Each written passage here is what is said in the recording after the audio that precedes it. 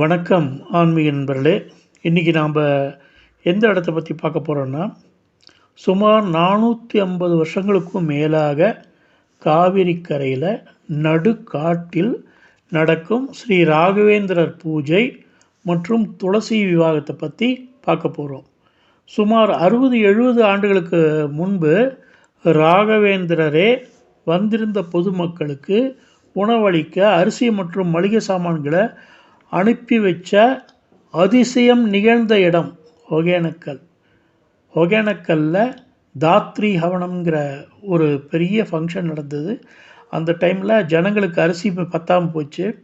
அந்த அரிசி சாமான்களை ராகவேந்திரே அனுப்பிச்சி கொடுத்தாரு. அந்த மாதிரி அற்புதமான நிகழ்வு நிகழ்ந்த இடத்த பற்றி தான் பார்க்க போகிறோம்.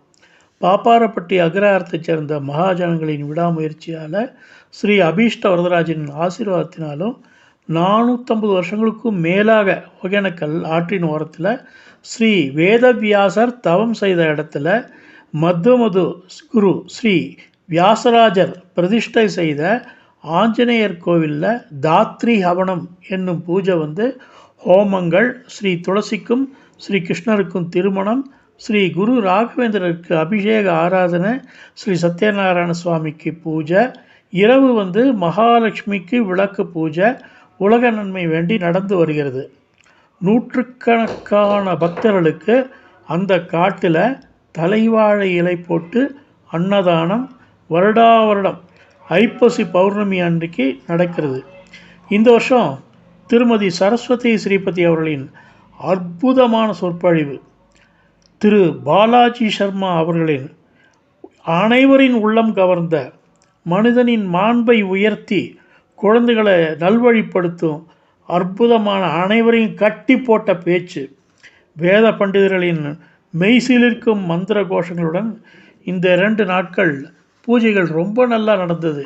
அது பார்க்கும்போது ஐயோ எல்லோரும் பார்க்கலையேங்கிற ஒரு ஆதங்கம் இருந்தது. அதுக்கு தான் இந்த வீடியோவை எடுத்து நான் எல்லாருக்கும் சமர்ப்பணம் பண்ணுறேன். நீங்கள் தயவு செய்து அனைவரும் இந்த வீடியோவை பாருங்கள். தாத்ரி ஹவனத்தை எவ்வளவு சிறப்பாக இந்த பாப்பாரப்பட்டி ஜனங்கள் எவ்வளவு அற்புதமாக ஒருங்கிணைச்சி செய்கிறாங்க அப்படின்னு பாருங்கள். 3 வேளையும் சாப்பாடுங்க, சுட சுட சாப்பாடு, காஃபி, டீ எல்லாம் ஒரு பைசா எதிர்பார்க்காமல் ஃப்ரீயாக தராங்க. எல்லோரும் அவங்க பூரா சந்தோஷமாக, மனசும் நிறையுது, உடம்பில் இருக்கிற வயிறும் நிறையுது. ஸோ மனமும் உடம்பும் நிறையும் போது நம்ம அன்றாட வாழ்க்கையை மறந்து தேவலோகத்தில் இருக்கிற மாதிரி இருந்துச்சு.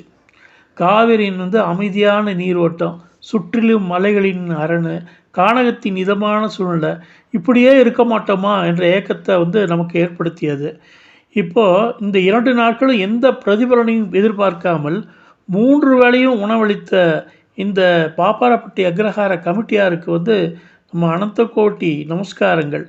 பாப்பாரப்பட்டி அக்ரஹார அடியார்களின் பாதங்களுக்கு அனந்த கோட்டி நமஸ்காரங்கள். எல்லா பக்த ஜனங்களும் கண்டு மகிழ இந்த வீடியோ இணைப்பாக கொடுத்துருக்கேன். தயவுசெய்து எல்லாரும் பாருங்கள். எல்லாரும் இன்புற்று இருக்கணும். இவர்கள் தவமாக செய்து வரும் இந்த சேவை சூரிய சந்திரர்கள் உள்ள வர மிக சிறப்பாக நடக்கணும் அப்படின்ட்டு ஸ்ரீ குரு ராகவேந்திரரை நான் வணங்கி கேட்டுக்கிறேன். அபீஷ்ட வரதராஜரோட பரிபூர்ண கருணா கட்டாட்சம் இவங்களுக்கு இருக்கணும். இந்த சேவை இன்னும் பல்லாண்டு தொடரணும். இது நம்ம வார்த்தையில் சொன்னால் ஒன்றும் தெரியாது. நேரில் பார்த்து அனுபவிக்கும்போது, அந்த பக்த ஜனங்களோட பக்தியை பார்க்கும்போது, அவங்க செய்யக்கூடிய அந்த அற்புதமான பூஜைகளை பார்க்கும்போது நமக்கு நம்ம அறியாமல் நம்ம கண்களில் கண்ணீர் வருது, ஆனந்த கண்ணீர் வருது. இது நம்ம ராகவேந்தருக்கு அவருடைய பொற்பாதங்களுக்கு நம்ம கண்ணீரை நம்ம சமர்ப்பணம் பண்ணுறோம். காவேரி நீர் எப்படி புனிதமானதோ அதே மாதிரி பக்தர்களோட கண்ணீரும் ரொம்ப புனிதமானது. அங்கே ஆஞ்சநேயர் ரொம்ப சக்தியான ஆஞ்சநேயர். இவரை நம்ம வியாசராஜர் பிரதிஷ்டை பண்ணியிருக்காரு. அவருடைய சன்னிதானத்தில் இந்த பூஜைகள் நடக்குது. எல்லாரும் தயவுசெய்து ஒரு முறையானும் இந்த பூஜைகளை பார்க்கணுங்கிறது என்னுடைய வேண்டுகோள். நன்றி, வணக்கம்.